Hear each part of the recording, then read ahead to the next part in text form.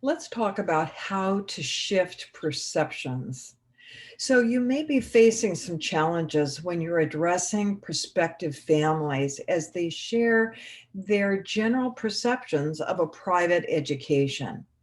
Well, know that you are not alone. The education marketplace is undergoing huge shifts, including addressing more families who have long relied on public education for their kids. So, in today's session, I'm going to focus in on military schools and academies in particular.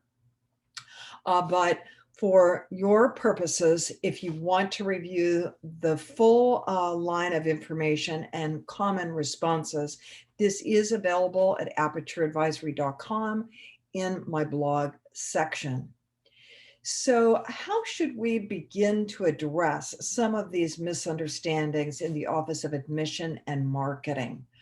How do we deal with some of these false perceptions floating around out there?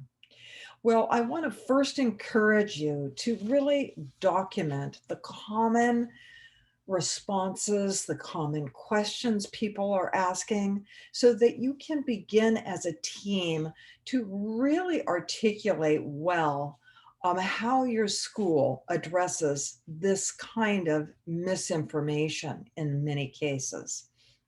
So let's begin by looking at communications and ways that you can respond more effectively. So, first of all, we're going to, like I said, zero in on private military schools. And in many cases, military schools are called academies.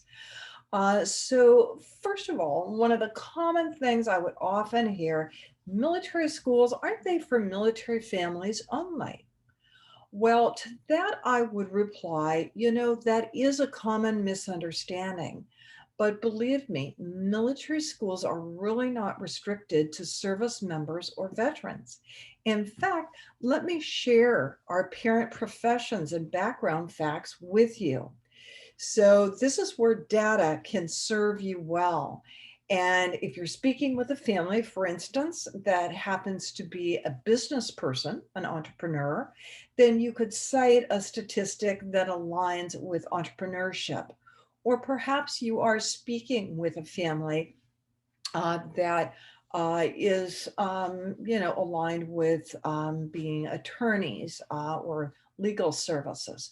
So you want to talk about the attorneys on campus, whatever the case may be, so that they feel like they have an affinity with your parent body and your family body as it relates to their particular career and the aspirations perhaps of their son or daughter. The second one that I would often hear would be, aren't military schools only for students interested in enlistment? Well, to that, I would recommend that you reply, yes, we hear that all the time. So we totally understand why you might think that. However, military academies are actually for any student wishing to gain leadership, life skills, and a college preparatory education. So let me share with you and show you our college matriculation data so you can see the percentages that enlist, attend four-year universities, and attend community colleges or technical colleges. So always have at your fingertips your college matriculation profile. That is a go-to document. And it should not only have the list, probably from the last 3 to 5 years, of where students are attending, but it should also include these key percentages um, of enlistment, four-year universities, community colleges. You might want to break that down, ROTC universities, and top service academies, for instance. Some schools even break down gap years and break that out as a statistic. Because more students are taking a gap year, especially right now. It's really interesting. That has been on an upward trend. The next comment or question I would often hear would be, aren't military schools going to push my son or daughter to enlist in service? I really don't want to see my child go overseas and be in harm's way. So to that kind of comment, you might say something like, well, as a parent, this is obviously a huge concern. However, it's not our specific mission to promote enlistment in the military following high school graduation. In fact, we are really firm believers in a college education, and we strongly encourage a life of service. Service can really take many forms. It can be community service, service to family and friends, civic engagement, and philanthropy. Um, but upon admission, we do have some students that, openly demonstrate and express their interest in military service, or they indicate that they want to get into an ROTC university or one of the top service academies.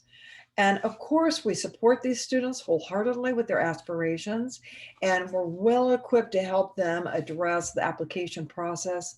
And in fact, we have an excellent track record. So if a student's demonstrating that interest, make sure you're citing students that are currently part of your student body or your alumni base aligned with those current interests and your respective track record. Uh, this is a great time to talk about your alumni that have gone on to become diplomats, politicians, military officers, very strong corporate leaders, perhaps, major philanthropic leaders, for instance. So this is a great chance to segue into that type of discussion and also talk about current students and what some of their aspirations happen to be. The next one centers around a tough topic because sometimes families will say something like, well, I thought military schools were just for troubled teens or kids in legal trouble. And that's what my friends keep telling me. Well, you could respond like this. Well, this may have been the case decades ago when people really saw military schools more as reform institutions. But this has been, unfortunately, a common myth, and it's kind of carried over into today's communications. But keep in mind that there are now a lot of therapeutic and wilderness programs to address some of the emotional, social, and drug and alcohol related issues out there. So military schools and academies have really gained the benefit of becoming a lot more selective. In fact, our particular school really focuses on selecting mission appropriate students who can benefit from structure, self-discipline, leadership training, and the college prep orientation that we happen to have. Um, and then you may make some comment about your policy about legal issues, the fact that you don't admit students with current or pending or past legal issues. The next thing that often comes up is a comment that is aligned with boot camps. So parents will say, well, are you guys like a boot camp? Or my son really needs a lot of discipline. I really want him to, become tougher and have a boot camp experience. So to that kind of comment, you would want to respond, well, here we do offer a strong emphasis on structure, motivation, responsibility, accountability, but we're certainly not a boot camp. We train our military officers to act much more like coaches and mentors rather than hardcore disciplinarians. In fact, we really rely on our top student leaders to set the tone, provide a strong example, and help us with the governance of the campus. So, you may have a top, student visiting that does not want a boot camp experience, or you may have a family talking about the fact that they do. So you need to be really clear about how you position yourself there.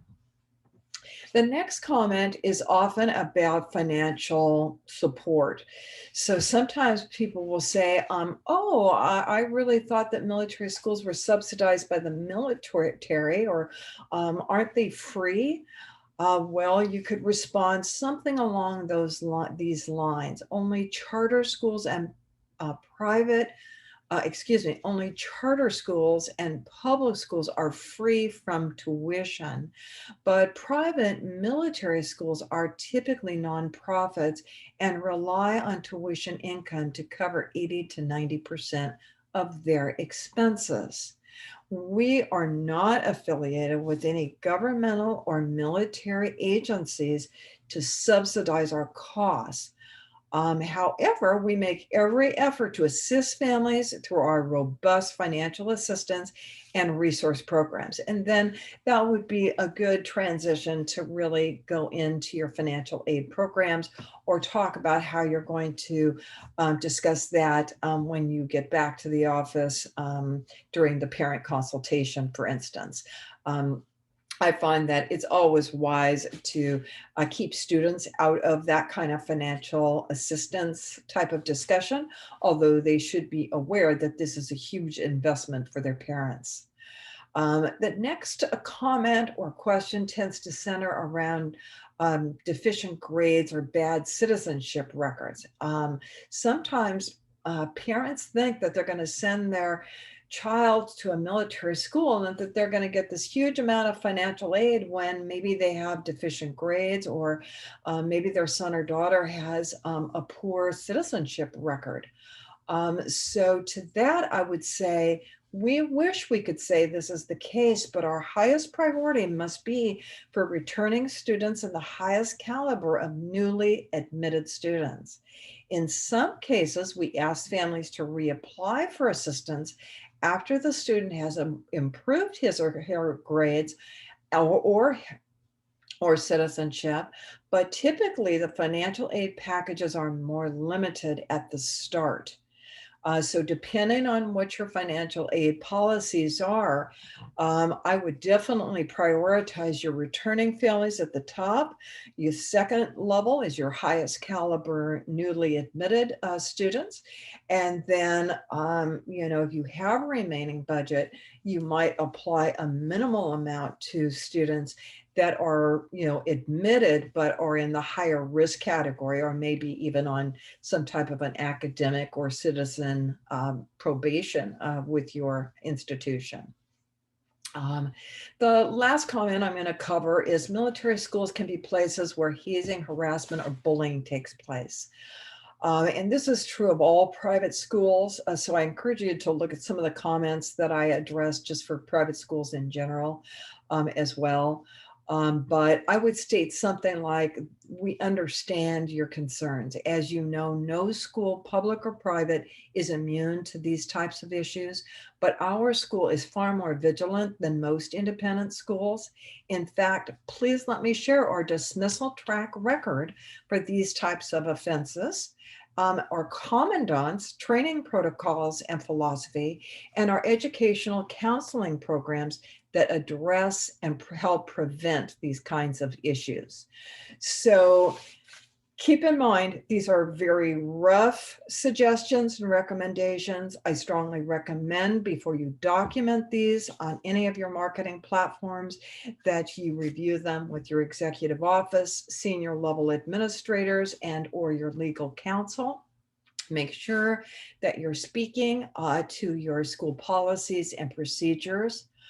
And last but not least, just, on the marketing level, I mean, today we really approach this more from a communications perspective from both the Office of Admission and Marketing and Communications. But a marketing tip would be to apply some of these commonly asked questions to your website, develop blogs and publicity on some of these topics. Use search engine marketing text ads and Google ads to call out key information, and respond quickly to comments on social media to dispel myths so that you end up promoting really positive reviews. I hope that has helped you.